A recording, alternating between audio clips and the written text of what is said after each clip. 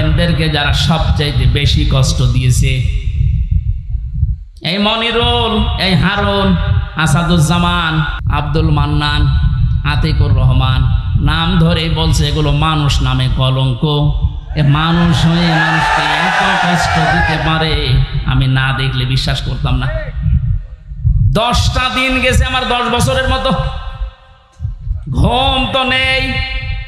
আন্দাজে কষ্ট আপনি কেন দিলেন? নিজেরাই মাঝে মাঝে বলা করতে, হুজুর কিছু জানে না, আমরাও জানি। টিপ্পনি কাটতো, একে অন্যের সাথে হাসি তামাশা করতো। আমার নামাজ পর্যন্ত 4 ওয়াক্ত পড়তেই দেয়নি, জোহর, আসর, মাগরিব আমি ইশারায় পড়েছি, কারণ আমি জানি না এখন দিন না রাত। এখনো পর্যন্ত জালেমদের পক্ষে যারা সাফাই গাছেন আমাদের কি দোষ আপনি এটা পাচ্ছেন না? কোন দোষ যদি দেশের জালেমদের নাও থাকে, শুধুমাত্র আয়না ঘরের বিচার করলো আপনার ফাঁসি হবে। জানেন আয়না ঘর কি? ব্যারিস্টার আজমি, ব্যারিস্টার আমান আজমি, আপনি কি জবাব দেবেন তার মা বাবার কাছে, তার স্ত্রীর কাছে, তার ওই ছোট ছোট বাচ্চাদের কাছে কি জবাব দেবেন বলতে পারেন? পারবেন না। এরপরও আপনি মাইকে, এরপরও লাইভ করছেন যে আমার কি অপরাধ, আমি দেশ ত্যাগ করলাম, আমি তো এখনো খুঁজে পাই না। খুঁজে পাচ্ছেন না। কোন দোষ যদি আপনার নাও থাকে, সবচাইতে বড় দোষ এই আপনি আয়না ঘর বানিয়েছেন। এটার চাইতে মারাত্মক পৃথিবীতে কোনো জুলুম আছে বলে আমি জানি না। একটা জীবিত মানুষকে এদিকে 1.5 হাত, এদিকে 1.5 হাত, ওর মাঝখানে পায়খানা। আমি যেখানে থাকতাম এর মাথার কাছে পায়খানা, এতটুকু জায়গায় 24 ঘন্টা।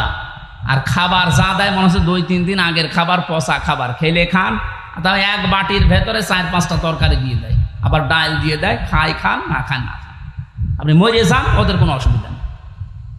কারণ কেউ জানে না তো পৃথিবীতে আছে কিনা। এমন জায়গায় এমন ভয়ঙ্কর, এমনিতেই মানুষ হার্ট ফেল করে মরে যাবে। এই জন্য যারা টপ টু বটন জড়িত এই জুলুমের সাথে, ওদের কোনো শাস্তি দেওয়ার দরকার নেই। শুধু এই ঘরের ভেতরে 10 দিন একটু আটকিয়ে রাখেন, এমনি মরে যাবে।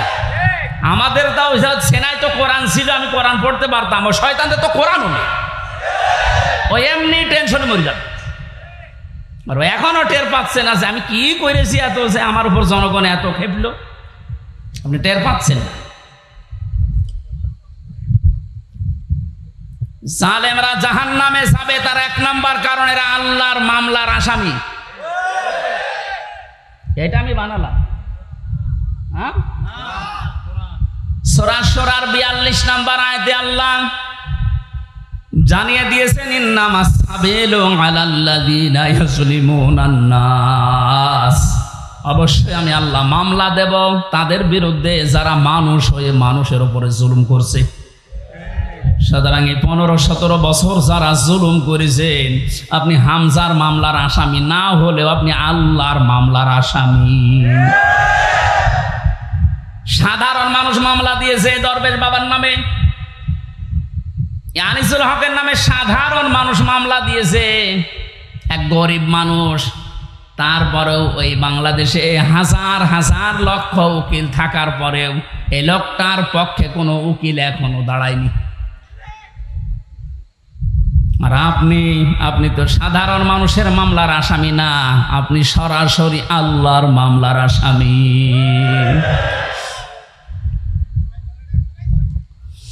এই জন্য আমাদের সাবধান হওয়া দরকার, এখান থেকে শিক্ষা নিতে হবে।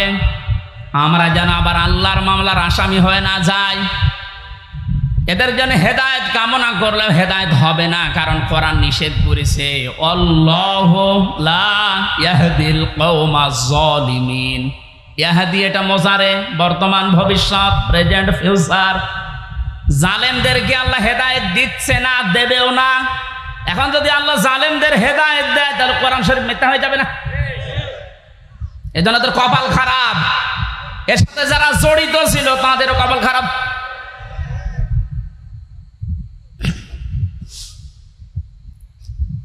ফরিদপুরবাসী বড় ব্যথা নিয়ে কথা বলছি। এই জালেমদের জুলুমের কারণে আমার ছোট মেয়েটা আজ পর্যন্ত আমার চিনে না, আমার কাছেও আসতে চায় না, ভয় পায়। কি করেছিলাম? কোরআন হাদিসের কথাগুলো ওপেন ভাবে বলতাম, গোপন রাখতাম না, এইটাই আমার অপরাধ। এতটুকুর জন্য আপনি 3টা বছর আমার নষ্ট করবেন আর এত কষ্ট আমার দেবেন? এটা ধরে নিয়েছে বসিয়ে এত ছেড়ে দিলেই হয়তো যে এইভাবে বলতে নেই, আমি তো সংশোধন হয়ে যেতাম। ওর 8 মাস 9 মাস বয়সে আমি রেখে এসেছিলাম, 3 বছর পরে এখন ওর বয়স 4 বছর, এখনো পর্যন্ত স্বাভাবিক না, আমার কাছে আসতে চায় না। কেন আপনি কাজ করলেন? কি জবাব দেবেন বলেন তো?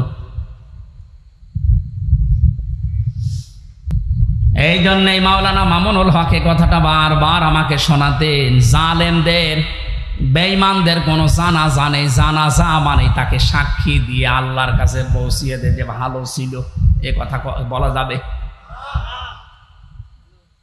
এই জন্য আমরা সাবধান হচ্ছি, আপনাদেরকেও সাবধান করছি। এখনো জুলুমের পক্ষে যদি আপনি স্ট্যাটাস দিয়ে যান, জুলুমের পক্ষে ছাপাই গান, আপনিও জালেম, আপনিও চিহ্নিত। আপনি মারা গেলে আপনার জানাজা পড়া, কবরে দেওয়া জায়েজ নেই, কারণ আপনি এমনিতেও জাহান্নামে যাবেন, অমনিও জাহান্নামে যাবেন। জালেমের জন্য জান্নাত হারাম। কথা বলছেন এখানে? জালেমের জন্য জান্নাত হারাম, মানে জালেম হচ্ছে আল্লাহর মামলার আসামি। এটা ছোটখাটো বিষয় না, অনেক ওজনওয়ালা কথা আল্লাহর। আমরা অনেকেই মনে করি আল্লাহ কি দেখে না, ব্যারিস্টার আর মানে এই কষ্ট কি আল্লাহ দেখে নাই? হাওয়ালা তাহসাবান্নাল্লাহা গাফিলান আম্মা ইয়ামালুজ যালিমুন, ইন্নামা ইউআখিরুহুম লিয়াউমিন তাশখাসু ফীহিল আবসার। আল্লাহ পাক বলেন, হে নবী, আপনি কি মনে করেন যে জালেমদের সম্পর্কে আমি কোনো খোঁজ রাখি না? আমি সবচাইতে বেশি খবর রাখি জালেমদের ব্যাপারে। ওদেরকে আমি ছাড় দিয়েছি ওই দিন পর্যন্ত যেদিন চক্ষু উল্টিয়ে যাবে। আজ ঠিক তাই হচ্ছে। জালেমদের সাথে দেশের মানুষেরা এমন আচরণ করেছে, অনেকেই চোখ উল্টিয়ে আটকে উঠছে। হলো কি? বিশেষ করে ঝিনাইদহ ইরন চেয়ারম্যান, ওরে পিটিয়ে মেরে জালেমকে গাছের সাথে না, ওই পিলারের সাথে টাঙিয়ে মরার পর পিটিয়েছে। দুনিয়া আটকে উঠেছে যে হচ্ছে কি? আবু সাইদকে যে লোকটা সজ্ঞানে স্বেচ্ছায় গুলি করে হত্যা করেছিল, তার এই জনগণ পিটিয়ে ন্যাংটা করে টাঙিয়ে রেখেছে, তাও উল্টো করে। ইন্নামা ইউআখিরুহুম লিয়াউমিন তাশখাসু ফীহিল আবসার। আমার তো মনে হচ্ছে কোরআনের এই আয়াত এখন খাপের খাপ, মমতাজের বাপ সব মিলিয়ে যাচ্ছে। জালেমদেরকে আমি আর একটা স্মরণ করাচ্ছি, এখনো যারা জালেমদের পক্ষে কথা বলেন, যা জালেমদের পক্ষে যারা আছেন তারা সাবধান হন। কোন জালেম যদি টার্গেট নাই কোনো জায়গায় পৌঁছাতে, আমার আল্লাহ বলেন ওকে আমি ছাড় দিতে দিতে এমন জায়গায় পৌঁছাই, ওই সফলতা পাওয়ার আগেই ওর তার আমি কেটে দেই। এটা তাফসীরে তাবারীর ভেতরে আছে, যদিও দুর্বল, তার জন্য শিক্ষার জন্য আমি বলছি। হযরতে হুদ আলাইহিস সালাম দাওয়াতি কাজ করছিলেন, সবচেয়ে বেশি বাধা তাকে দিয়েছিল ওই জামানায় যে লোকটার নাম আমরা শুনি জান্নাত বানিয়েছিল, সাদ্দাদ। যখন হযরতে হুদ আলাইহিস সালাম দাওয়াত নিয়ে গেল, যে জান্নাতের কথা জাহান্নামের কথা তাকে শোনালেন, আল্লাহর নাফরমান বান্দা ডাক দিয়ে বলে, তুমি আল্লাহর নবী দাবি করো, তোমার আল্লাহর জান্নাত আমার লাগবে না, আমি নিজে জান্নাত বানাবো, তুমি শুধু জান্নাতের আইটেমগুলো বলো যে কি কি পাওয়া যাবে। হযরত হুদ নবীর কাছে সব শুনলেন যে স্বর্ণের ইট হবে, রূপার ইট হবে, বিশাল সাম্রাজ্য তার, যেখানে যত স্বর্ণ পাওয়া যায়, রূপা পাওয়া যায়, সবগুলো পেয়াদাদেরকে দিয়ে জোগাড় করেছে এক জায়গায়। 22,000 শ্রমিক কাজে লাগিয়েছে। 20 বছর ধরে ধরে জান্নাত মনের মতো করে বানাচ্ছে। হযরত হুদ আলাইহিস সালাম যা যা বলেছিলেন একেবারে ওইভাবে হুবহু বানানোর চেষ্টায় আছে। স্বর্ণের ইট তৈরি করার জন্য তো সোনা লাগবে, যেখানে যা পাওয়া যায় সব নিয়েছে। মুফাসসিরে লিখেছেন আল্লাহর এক বান্দি বিধবা, বিয়ে হওয়ার পরে স্বামী মারা গেছে, মা বাবা নেই, এতিম। এই মেয়েটার স্বর্ণ ধরে যখন টান দিয়েছে, মেয়েটা তখন মাটিতে গড়াগড়ি দিয়ে কান্নাকাটি করেছিল যে আল্লাহ, আমি একেবারে নিঃস্ব মানুষ, আমার স্বামী নেই, মা বাবা নেই, আমার শেষ সম্বলটুকু কেড়ে নিয়ে যে জালেম তার স্বপ্ন পূরণ করার জন্য ইচ্ছা পোষণ করেছে, তার এই স্বপ্নের জান্নাতে তুমি তাকে পৌঁছাতে দিও না। শেষ পর্যন্ত এই মহিলার দোয়া আল্লাহ এমন ভাবে কবুল করেছিলেন, জান্নাত বানানো কমপ্লিট। শেষ করার পরে ডাক দিয়েছে, এত সিকিউরিটি দিয়ে সাজিয়েছে, একটা পিপিলিকা পর্যন্ত প্রবেশ করার কোনো কায়দা নেই। জান্নাতের গেটে যাবার পরে দেখে একজন ফকির বসে আছে। ফকির ডাক দিয়ে বলে, বাদশাহ, আমার সাথে কিছু কথা বলা লাগবে আপনার। রেগে বলছে, তুমি কে, এখানে আসলে কি করে? এখানে তো কোনো মানুষ আসার অনুমতি নেই, কথা যদি বলাই লাগে পরে বলবা, আমি আগে জান্নাত দেখে আসি। ফকির ডাক দিয়ে কানের কাছে মুখ নিয়ে বলছে, বাদশাহ, আমি কিন্তু দুনিয়ার সাধারণ ফকির না, আমি আজরাইল। মাথাটা একটু কাত করো ঘোড়া থেকে, আমি কথাটা বলে চলে যাব। কানের কাছে মুখ নিয়ে বলছে, আমি এসেছি তোমার জান কবজ করার জন্য, রেডি হও। ওই সময় বলেছিল ফেরেশতা, একটু সময় দাও, আমি শুধু জান্নাতটা ঘুরি, এখানে আসার পরে আমার জানটা নিয়ে নিও। ফেরেশতা ওই সময় বলেছে, কখনোই না।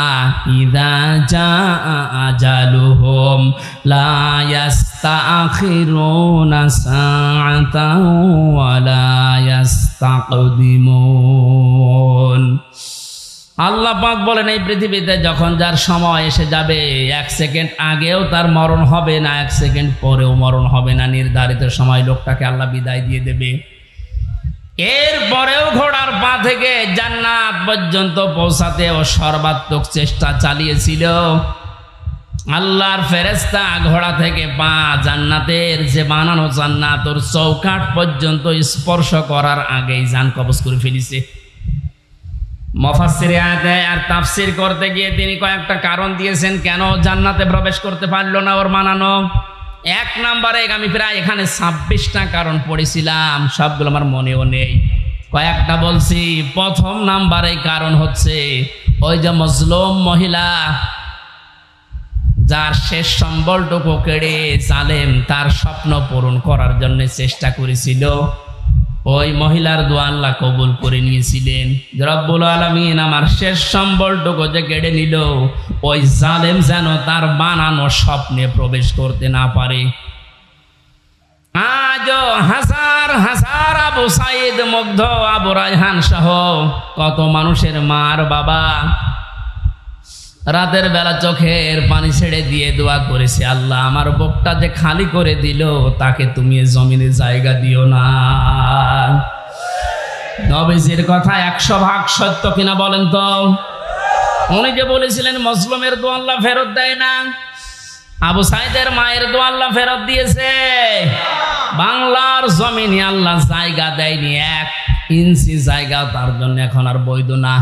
যত মামলা এখন শুরু হয়েছে, এভাবে যদি চলতে থাকে 8-10 দিন, আশ্রয় যেখানে নিয়েছে, যারা সুশীল সমাজ আছে দাবি করছে, ওরা বলছে ওই দেশেও তারে আর জায়গা দেবে না, ওখান থেকেও বিদায় দিতে বাধ্য হবে।